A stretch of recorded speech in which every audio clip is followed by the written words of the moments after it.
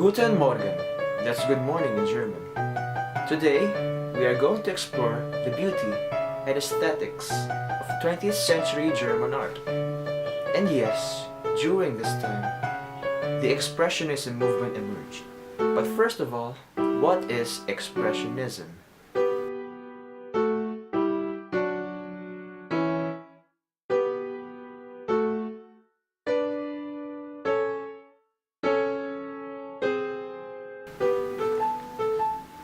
Expressionism was a modernist movement originating in Germany at the beginning of the 1905 to the 1940s. What is special about Expressionism is that it radically distorts its object for emotional effect and exaggeration in order to evoke moods or ideas.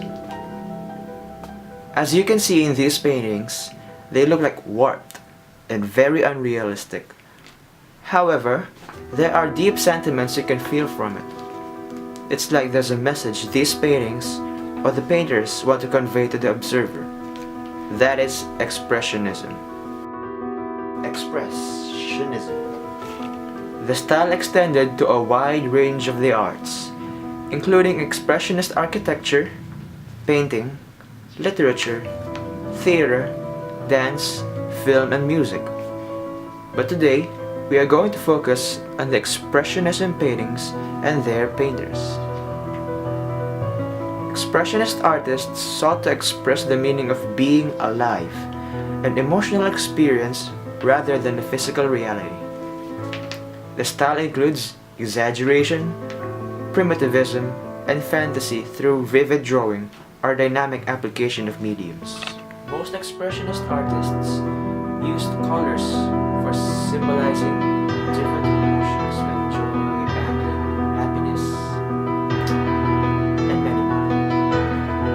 Red expresses anger, hatred, violence, bloodshed, and any negative emotions. But it can be used for love. And blue, it gives off somehow a cold feeling or a sad feeling about the painting. Green symbolizes growth, hope. Yeah, it's like positive. And white, it symbolizes peace, purity, immaculate things, or whatever. So, yeah, through the use of colors, Expressionist artists successfully expressed their emotions through different use of colors. So without further ado, let's start with our first painting, The Scream.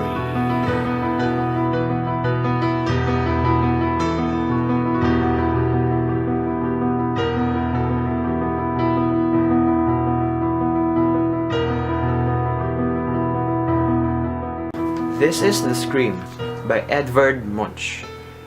Edvard Munch originally named this painting Der Schrei der Natur, of which show a figure with an agonized expression against a landscape with a tumultuous orange sky. Because of its popularity, Munch created 4 versions of it. Fun fact, the 4th version was sold for 119 million and seriously? In his diaries, the artist Edvard Munch admits that he struggled with insanity not only on a personal level during his life, but also through his family. In fact, his sister was hospitalized for insanity at the time The Scream was painted in 1893. If given a thorough enough analysis, the personal lives of most artists are not perfect portraits of happiness. What makes Edvard Munch a different kind of artist is that he shows us an honest, even ugly glimpse of his inner troubles and feelings of anxiety. Through his painting The Scream, putting more importance on the personal meaning than on technical skill or beauty, the traditional goal of art. The mediums used are oil, tempera, and pastel on cardboard. Dimensions. 91 centimeters by 73 centimeters, or 36 inches by 29 inches. Our next painting is In Street Berlin by Ernst Ludwig Kirchner. Kirchner created this painting in a period of loneliness and insecurity. It shows two well-dressed prostitutes strolling the streets, surrounded by furtively glancing men. For Kirchner, the prostitute was a symbol of the modern city, where glamour and danger, and intimacy and alienation necessarily coexisted, and everything was for sale. The intense, clashing colors heighten the excitement and anxiety, and the tilted horizon destabilizes the scene.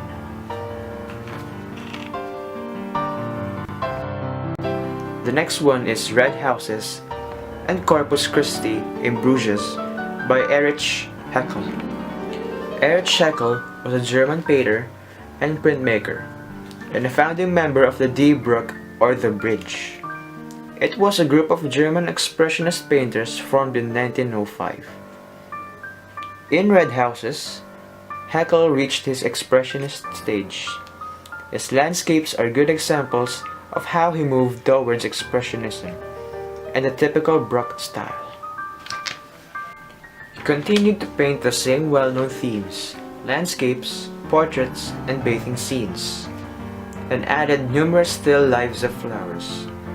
This is his painting The Corpus Christi on Bruges, oil on canvas, 94 by 82 centimeters. Our next one is Composition Number 6 by Wassily Kandinsky. An early champion of abstract painting, Wassily Kandinsky is known for his lyrical style and innovative theories on non-figurative art. Kandinsky's creation of abstract work followed a long period of development and maturation of intense thought based on his artistic experiences. He called this devotion to inner beauty, fervor of spirit, and spiritual desire inner necessity. It was a central aspect of his art. From nearly 6 months of study and preparation, he had intended the work to evoke a flood, baptism, destruction, and rebirth simultaneously. After outlining the work on a mural-sized wood panel, he became blocked and could not go on. Munter told him that he was trapped in his intellect and not reaching the true subject of the picture. She suggested he simply repeat the word deluge or flood and focus on its sound rather than its meaning. Repeating this word like a mantra, Kandinsky painted and completed the monumental work in a 3-day span. The Yellow Cow by Franz Marc. For Marc, different hues evoked gendered stereotypes. Yellow, a gentle, cheerful, and sensual color, symbolized femininity, while blue, representing the spiritual and intellectual, symbolized masculinity. That's for Marc. Marc's color theories and biography have been used by art historian Mark Rosenthal to interpret Yellow Cow. The frolicking yellow cow, as a symbol of the female principle, may be a veiled depiction of Maria Frank, whom Marc married in 1911. Extending this reading, Rosenthal sees the triangle blue mountains in the background as Marc's abstract self-portrait, thereby making this painting a private wedding picture. The Little Blue Horses by Franz Marc. This work, which represents 3 vividly colored blue horses looking down in front of a landscape of rolling red hills, is characterized by its primary colors and a portrayal that utilizes cubist style, stark simplicity, and a profound sense of emotion. According to the Encyclopedia Britannica, the powerfully simplified and rounded outlines of the horses are echoed in the rhythms of the landscape background, uniting both animals and setting into a vigorous and harmonious organic whole. It is thought that the curved lines used to depict the subject are to emphasize a sense of harmony, peace, and balance in a spiritually pure animal world, and that by viewing human beings are allowed to join this harmony. Mark gave an emotional or psychological meaning or purpose to the colors used in his work. Blue was used for masculinity and spirituality.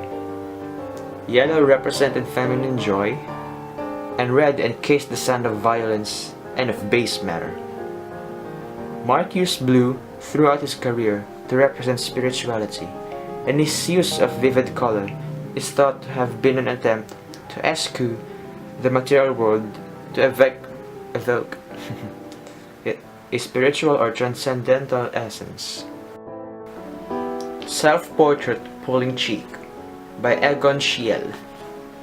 Schiele was a major figurative painter of the early 20th century. His work is noted for its intensity and the many self-portraits the artist produced. The twisted body shapes and the expressive line that characterize Schiele's paintings and drawings mark the artist as an exponent of Expressionism, frequently depicting himself or those close to him. Schiele's portraits often present their sitters in the nude, posed in revealing, unsettling angles, frequently viewed from above, and devoid of secondary attributes often depicted in the portrait genre. At times, Schiele used traditional motifs, giving the intensely personal images a more general statement on the human condition. The Bride of the Wind by Oskar Kokoschka.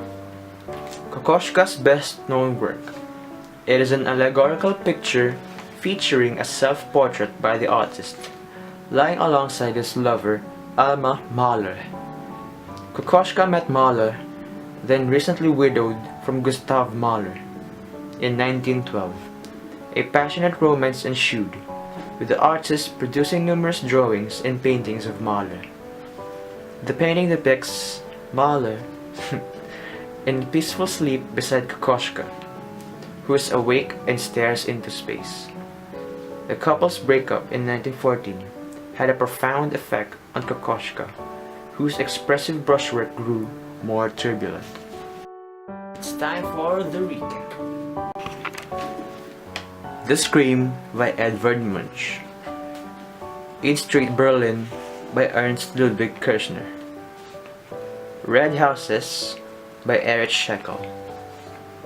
Corpus Christi in Bruges by Erich Scheckel. Composition number 6 by Wassily Kandinsky. The Yellow Cow by Franz Marc. The Little Blue Horses by Franz Marc. The Dreaming Horse by Franz Marc. Self-Portrait Pulling Cheek by Egon Schiele.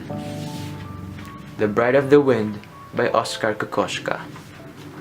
That concludes our Expressionism lesson today. I hope you learned something. I am Nicholas Timoner from A80. Thank you, and let's pass it to my man Joseph Albert Tolentino for the reporting of Fauvism.